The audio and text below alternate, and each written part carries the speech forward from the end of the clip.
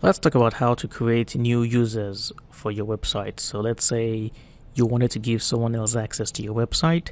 I'm going to show you how you can create a username and password for them. What you need to do is on your back end, go down to the users tab, click on add new, or better still, let's even click on all users first of all. This will give you a list of all people that have access to your website, and as you can see, it's just me, Alex. I am the only one who has access to my website, and of course I am an administrator. So in order to create a new user, let's see, add new username. Let's actually I haven't thought about this. Let's James. Let's just say James. I was gonna say James Bond, but let's just put James. Okay, now email. You need the email. Just gonna use my own email for now. And first name and last name is not necessary. You don't have to fill these, but you do need a password though. So let me create a new password.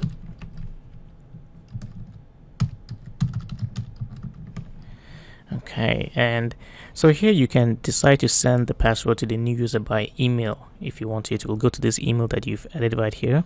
So let's do that. And now role, this is very, very important. There are several roles in WordPress that determine just how much power is given to the user. So an administrator naturally is the strongest. He has access to everything. He can make any sort of change he wants to. He can create new accounts. He can delete other accounts. He can create posts. He can do whatever he wants to do. An editor is not quite as powerful. An editor can make changes to other people's posts. He can create his own posts. He can publish posts. He can delete posts. The one thing that an editor cannot do is he cannot make administrative changes. So say for example, an editor cannot create new user accounts. He cannot change the settings. He cannot change anything in the appearance. The only thing he has access to are the posts, and he can choose to either add a new post, delete a post, or make changes to a post. An author is slightly less powerful than an editor. Just like an editor, he also doesn't have access to administrative changes, but he can create his own posts and he can delete them as he wants to. He can also publish his own posts. A contributor can only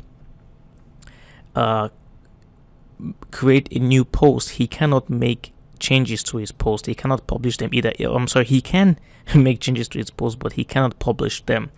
So typically a contributor would only be able to write a post down, and then he would have to get an editor to publish his posts for him. While a subscriber cannot create any posts at all, the only thing he can do is simply to manage his own profile. So I'm just going to make James an author, and I'm going to add him as a new user. So of course, over here you can now see we have two people, Alex, which is me, I'm an administrator, and now James, who is an author. So this is basically how you can create a new user for your WordPress website. And there is also a very there's a good website that you can read more about the roles and capabilities. It's right here. This is the URL over here. You can learn more about there's also another role called the super admin, but this is for more advanced WordPress sites. We're talking about multi-sites here. And as you can see, administrator, editor, author, contributor, subscriber, you can read more here if you wanted to. So that's all for now. Thank you for watching. If you have any questions, please feel free to contact me. Thank you.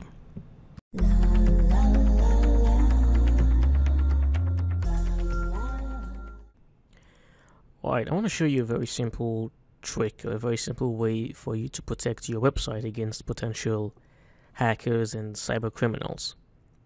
If you come down to users, click on all users.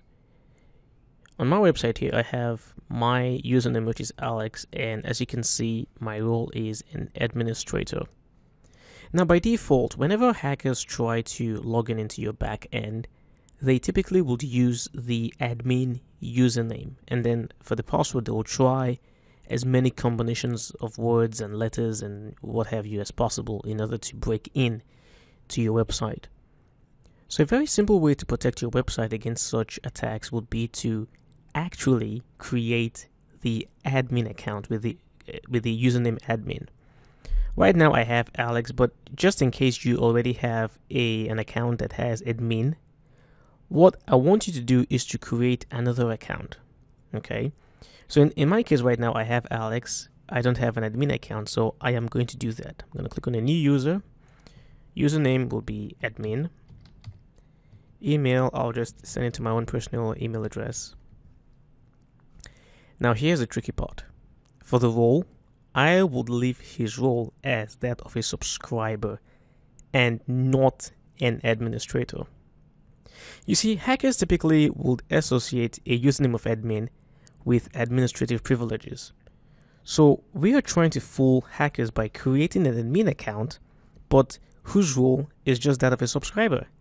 And as a subscriber, you can virtually do nothing on the back end. You can't make any changes. There's practically nothing that you can do. So I'm going to add this new user right now. I'm going to add that. Oh, I'm sorry. We need passwords. I forgot about that. I'm just going to add, let's see. Let me just add something I can remember.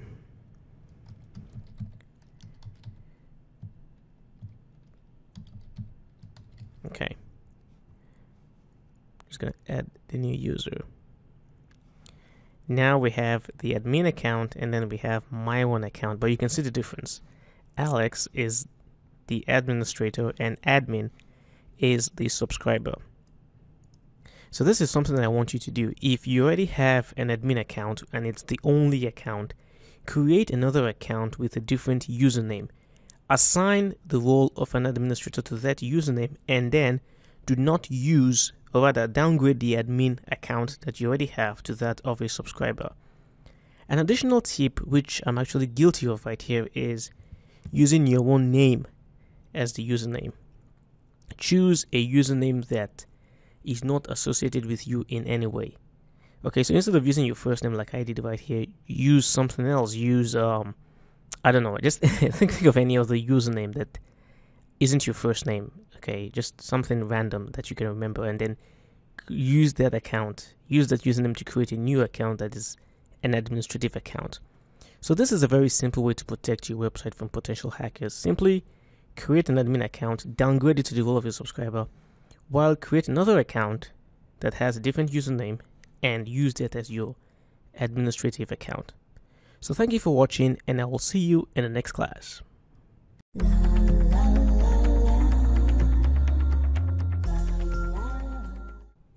Okay, let's talk about updating plugins and themes. And this is something that you should always make sure that you do, because it's one way to keep your website safe and secure from wannabe hackers and cyber criminals.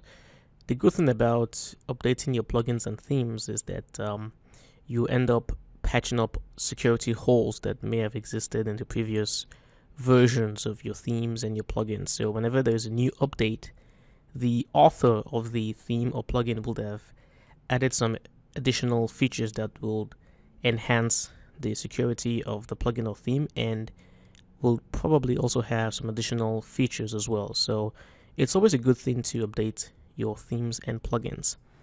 One thing to keep in mind though is that if you've made customizations to the theme or to the plugin, if you've changed how one or more of the files work, whenever you make an update, you would most likely lose all the changes that you've made.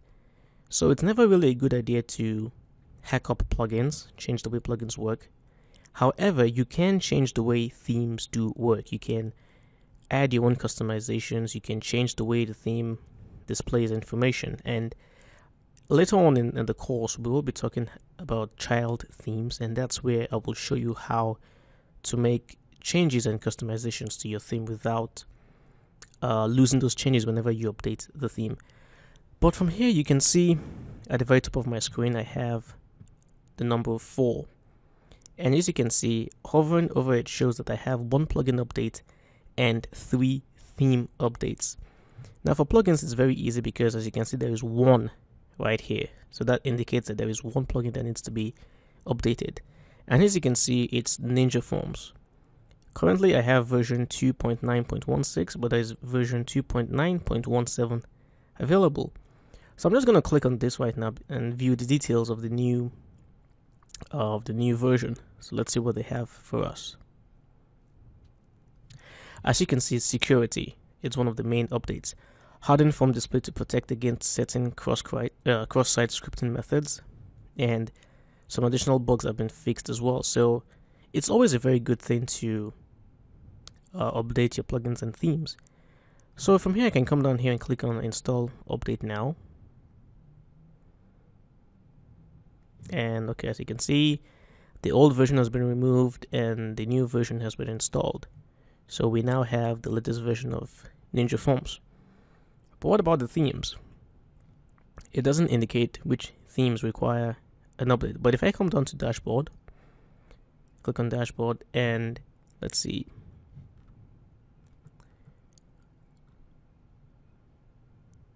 Updates. Oh, actually click on updates right here, just beneath home. And okay, so as you can see right here, we have a new update for 2015 theme, for 2014 theme, and for 2013 theme as well. So I'm just gonna click on select all, and click on update themes.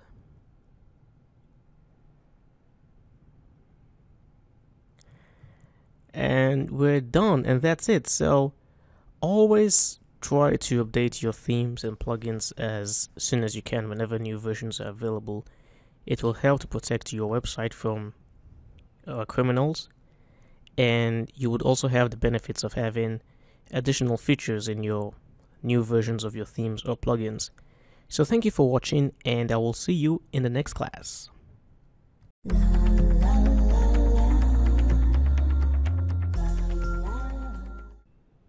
Okay, let's talk about a very useful plugin here for protecting your website against cyber criminals and would-be hackers. And the plugin, it's called the Limit Login Attempts plugin.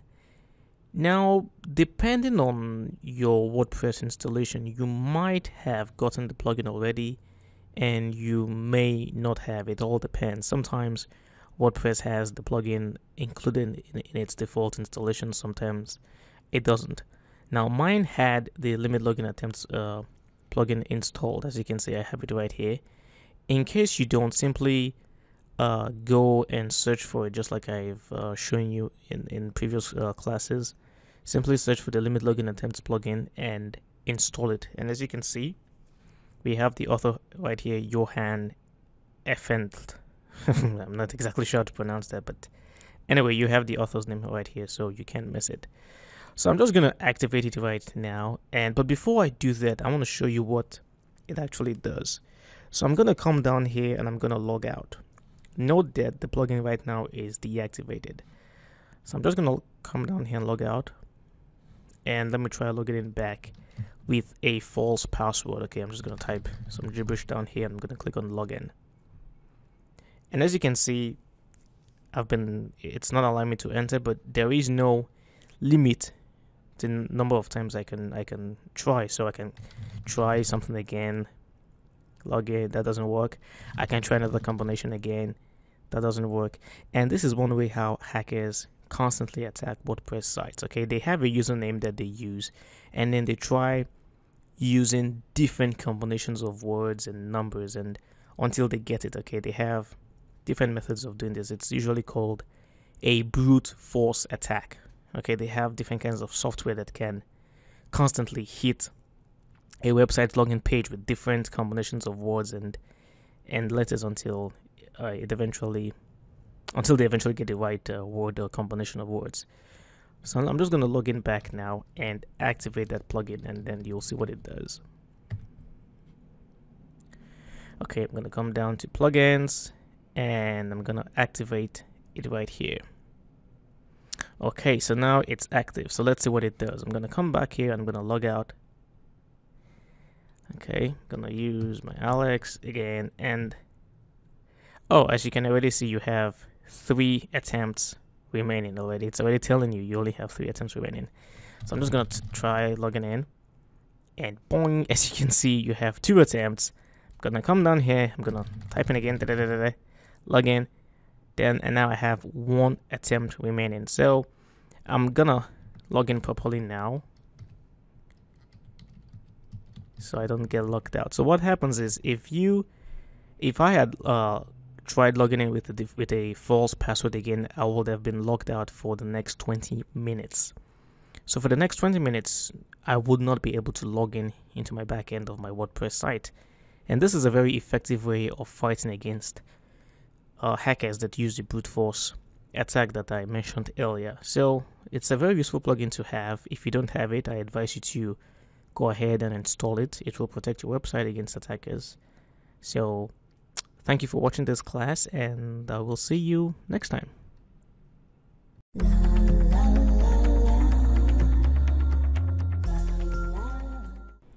Alright, so let's talk about a very, very important issue, which is spam. How do we fight against spam? Okay.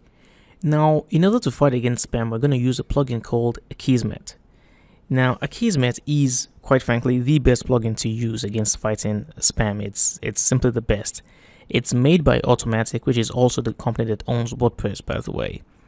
Now, most WordPress installations should already have the Akismet plugin installed, but just in case you don't have it, simply search for Akismet and install it. Okay, it's by Automatic.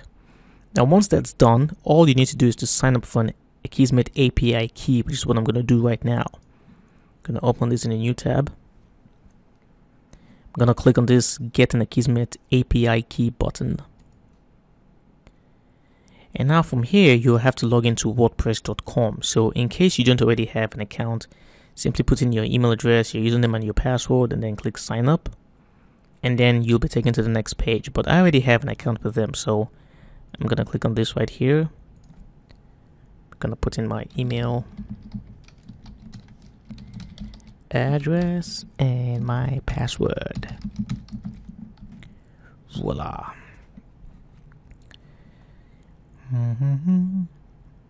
Okay, and now here you can choose, whether you want the basic or the plus, backup, enterprise, different packages.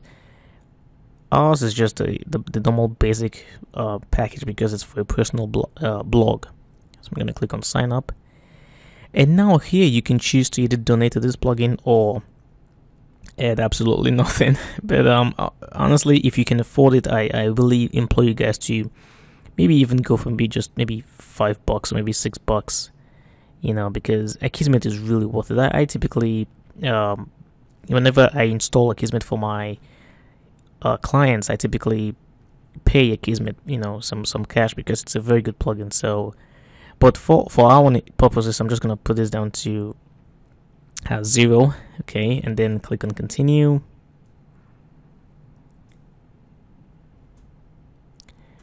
Okay. Ta-da. It takes a while sometimes, because it's Okay, now we have our shiny new key. So I'm just going to copy this right here. Copy that. I'm going to close this.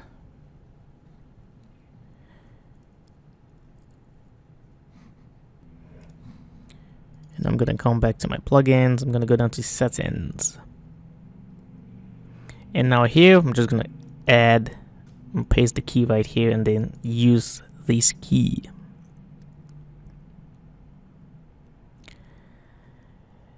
Okay, come on.